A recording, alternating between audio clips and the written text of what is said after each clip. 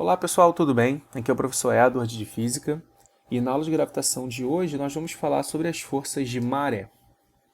Eu acho que o nome é bem intuitivo, né? As forças de maré, adivinham, causam as marés.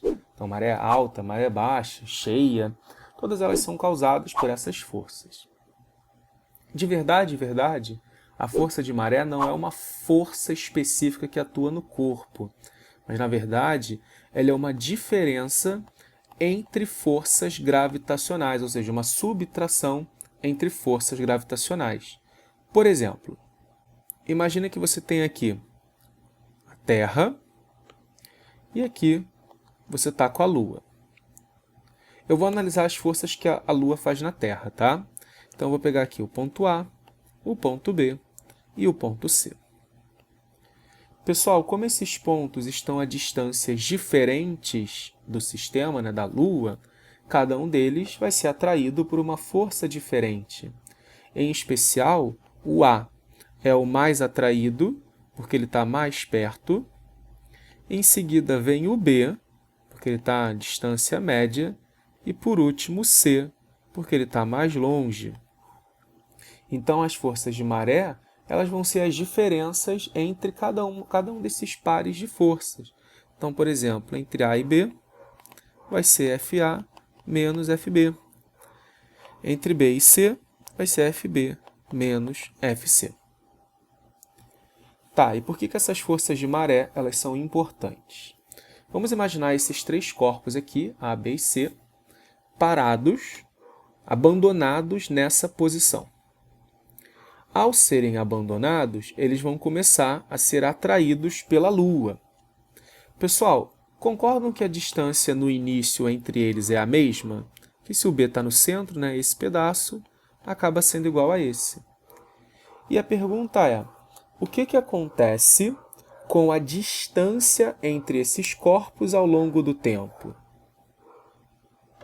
O que acontece é que a distância entre eles vai aumentando com o tempo. Como assim?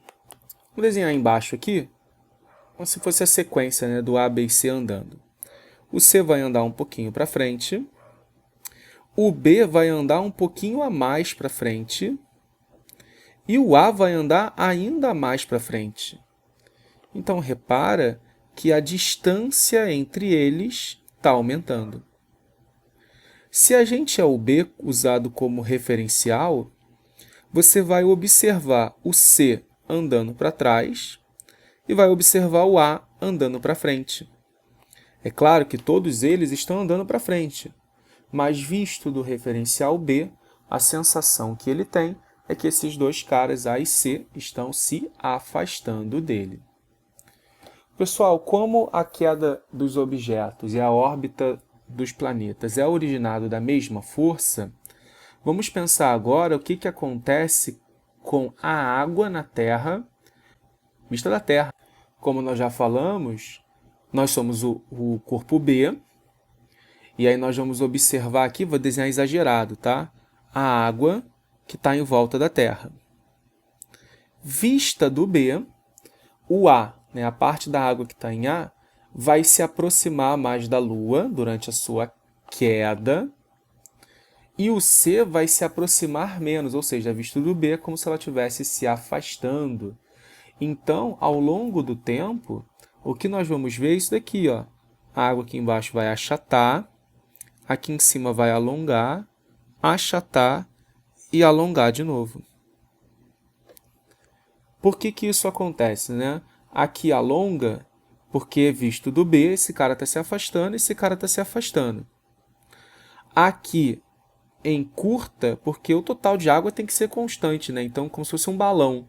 Se eu puxo para cá e para cá, com certeza esse balão tem que achatar para manter o total de água constante.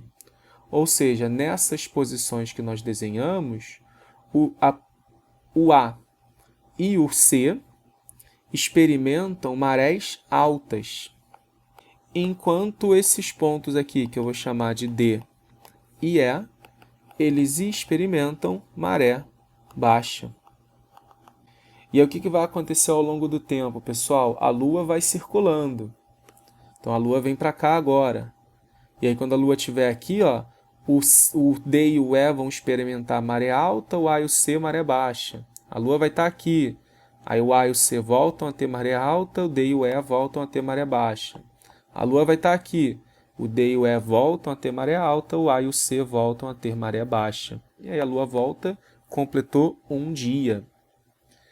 Pessoal, então em um dia, nós sempre vamos ter, em cada ponto da Terra, 2 marés altas e 2 marés baixas.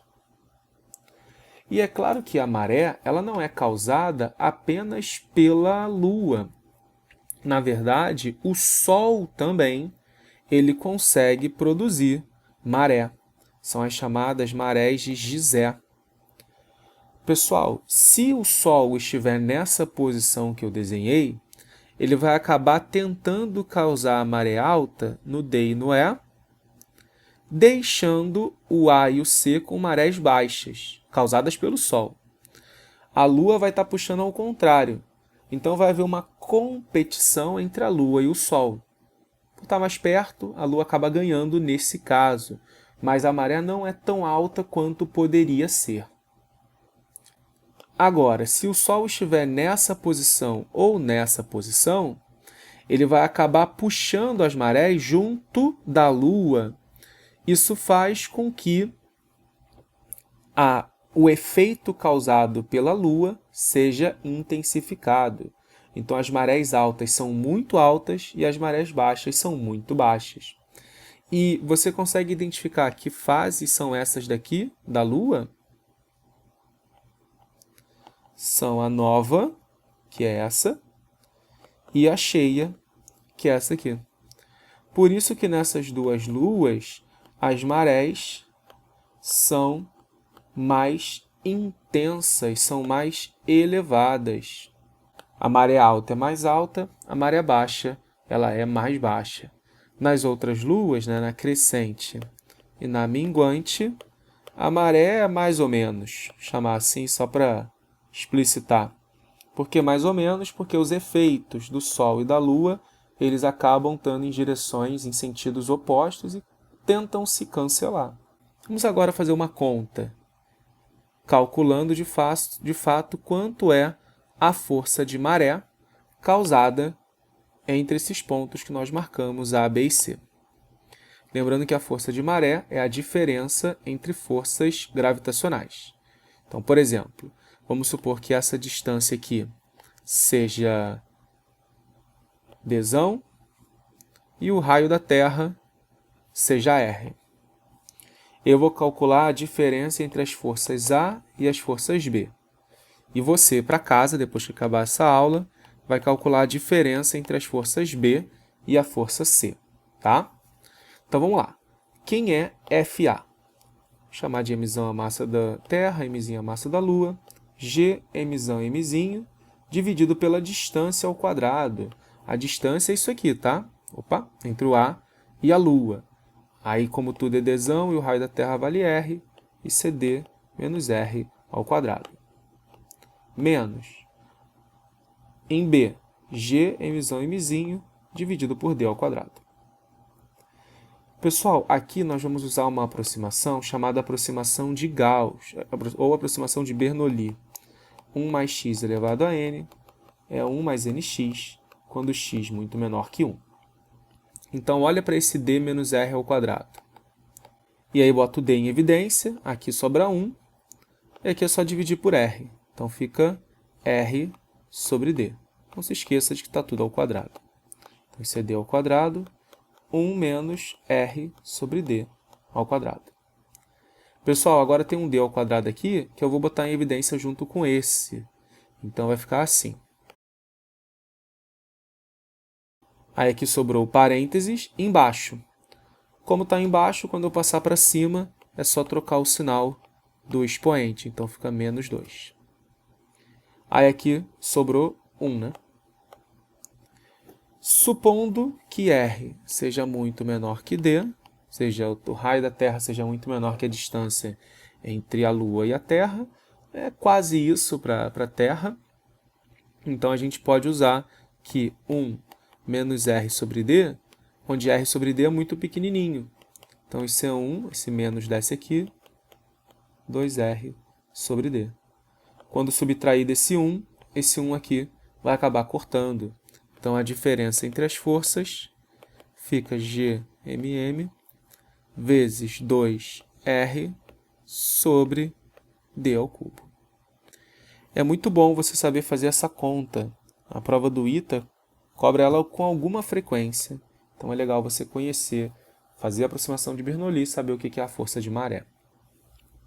O legal, pessoal, é que esse efeito da maré, da força de maré, faz com que a Lua ela tenha sempre a mesma face apontada para a Terra. Ou seja, nos efeitos de maré, para qualquer órbita, tá? Isso é uma tendência, o período de translação ele tende a se igualar com o período de rotação. Então, no caso, a Lua ela dá um giro em 28 dias, em torno de si mesma e em torno da Terra. Isso faz com que a gente sempre veja o mesmo lado da Lua, e a gente, inclusive, chama o outro lado, né, de The Dark Side. Por que The Dark Side? Porque a gente não consegue enxergar esse lado da Terra. E um segundo efeito dessa força de maré é o afastamento da Lua. Esse afastamento é cerca de 3 centímetros por ano, ou seja, é um negócio muito, muito pequenininho. Mas se nós compararmos, né, a idade da Terra e da Lua, ela já deve ter se afastado um bocado desde que ela foi formada. Algumas pesquisas que eu fiz, ela está 18 vezes mais longe do que quando ela se formou. Isso, de novo, é uma tendência de todas as forças de maré. Então, por exemplo, o planeta Mercúrio, que é o planeta mais próximo do Sol, ele tem o seu período de translação igual ao período de rotação. Então, existe um lado de Mercúrio que é sempre escuro. E também ele está se afastando aos pouquinhos do Sol. Esse afastamento, pessoal, a gente pode entender de uma forma bem grosseira. Seguinte, quando ela esmaga aqui a água, a gente pode entender que isso causa uma fricção na Terra.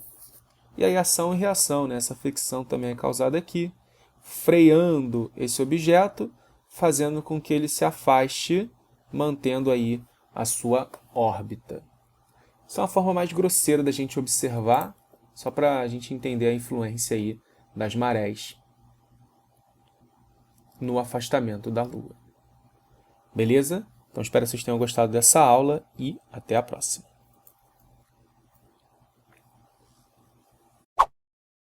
Não se esqueça de se inscrever no canal, deixar o seu like se você gostou desse vídeo. Pode colocar as suas dúvidas aqui nos comentários e compartilha com seus amigos para que eles vejam essa aula também. E pode me seguir lá no Instagram, @EdwardFísica.